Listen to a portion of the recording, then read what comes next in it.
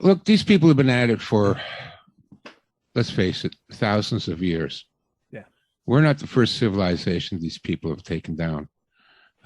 I have traced the origins of this group of people back through history. And there's, I call them the usual suspects, but God damn it, their names always show up everywhere.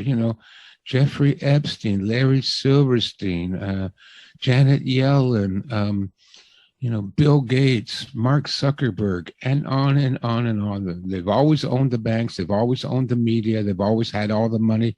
And their reputation throughout history has been as poisoners and con artists. And what they have done is a form of poison. Look, I've been working on another video. You know my video, the Defense Against the Psychopath. Yeah.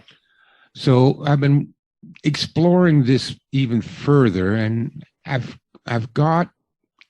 wrote a script already 5 years ago for this video. I'm calling it Planet of the Parasites. And because what we see at work is a parasitic life cycle. Now, typically all parasites will enter the body through disguise, because nobody says, "Oh, I'm going to eat this parasite." No, it buries itself in the flesh of a fish or in the bacteria of a plant, and once it gets inside you, what a lot of parasitic organisms do is they attack the brain of the host. It's really bizarre. For example, there's a thing called the emerald jewel wasp that specifically preys on giant cockroaches. And what it does is it stings the cockroach just behind the brainstem. I mean, it's like a surgical precision. And it injects just a little bit of venom, and it turns the cockroach into a zombie. So that once it's turned into a zombie, the wasp can just grab one of the cockroaches' an antenna and just pull it around. And what he does is he pulls him into his own cave. And while he's there, he might, chomp off one of the antenna and have a little nibble on the cockroach. Not enough to kill him, but enough to give some nutrition to the jewel wasp.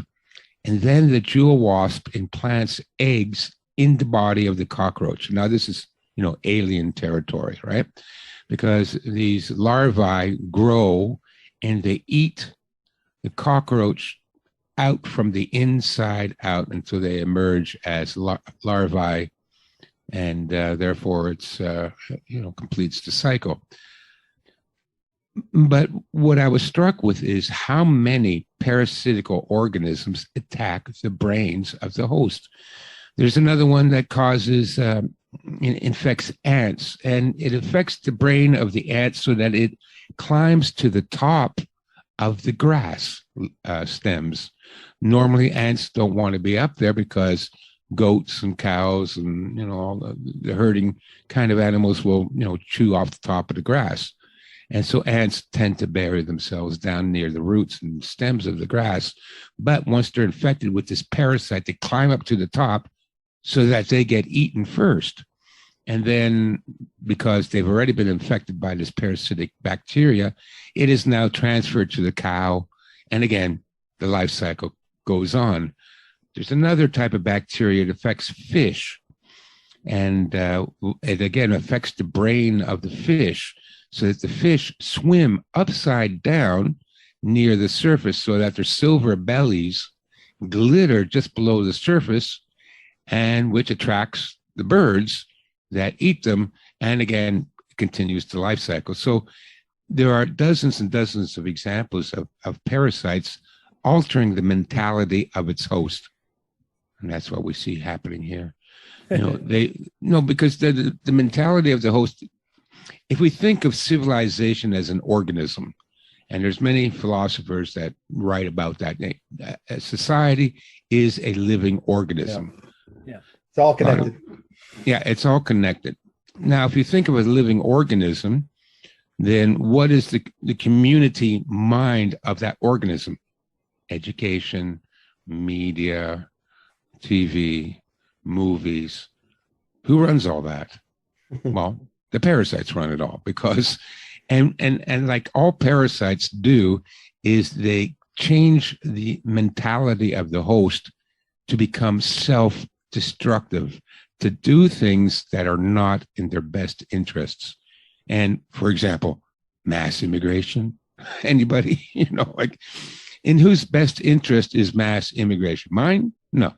When I grew up in here in Toronto, I never once saw an immigrant, a person of color, not an Arab, not an Indian, not a black person. I never saw them once growing up. Suddenly, in grade 13, they tore down the forest, built a housing project. 5 years later, I'm living in Training Day. The entire neighborhood, like at that time, it was only about 15% black, but even at 15% black, now it's a freaking crime-ridden ghetto. It really is. I mean, it's amazing how fast these people destroy neighborhoods they move into. I've seen it with my own eyes, and none of us were racist because why? Well, for years, they were already hammering it into us. It was really weird. Grade 5, grade 6, and grade 7. So I'm 10, I'm 11, 12, and 13. Every year at the school auditorium, at the meeting, where they would have a movie, every year it was To Kill a Mockingbird. Yeah. But it's all by design. I mean, this has all been by design to break up cultures, to break up infrastructures, to bring in this divide and conquer. And it's a perfect playbook. This is something, as we say, we go back in history, it's been used time and time and time again. Yeah. And if people just smartened up and all got together and said, hey, guys, do you know what? It's all of us in this together, and it's them that are doing it to us. Egypt was infected with the same parasites that we're infected with. Same thing happened there. And the result was the same thing, too. There's a complete breakdown in human trust. Nobody trusts anybody. You can't. Everybody's cutting each other's throats. And the whole civilization is completely collapsed. And the most ruthless cutthroat is the winner. That's what he described. But, which is why, I'm a moral person, I'm a virtuous person. But it's not because of any religious instruction I had. I'm not following the Bible or some other moral teaching. It's just that, like, you have a choice. You live in a society where we all work together and you can trust your neighbor not to cut your throat while you take a nap. Or you live in the other society where you can't take a nap because your neighbor's going to cut your throat. Which one would you want to live in? Which one's going to produce wealth? If everybody's cutting each other's throats, nobody's producing anything. Nobody's building homes and growing crops or anything. Everybody's just robbing each other. Yeah. So the moral, virtuous way of doing things is the only way to go to build a healthy and happy civilization. And when that is taken away, just like it's taken away now, everybody bickering, the anti-maskers, the anti-vaxxers, let's go get them. I mean, we're divided 1,000 different ways: political, racial, sexual. All by design. All by design, absolutely. And why?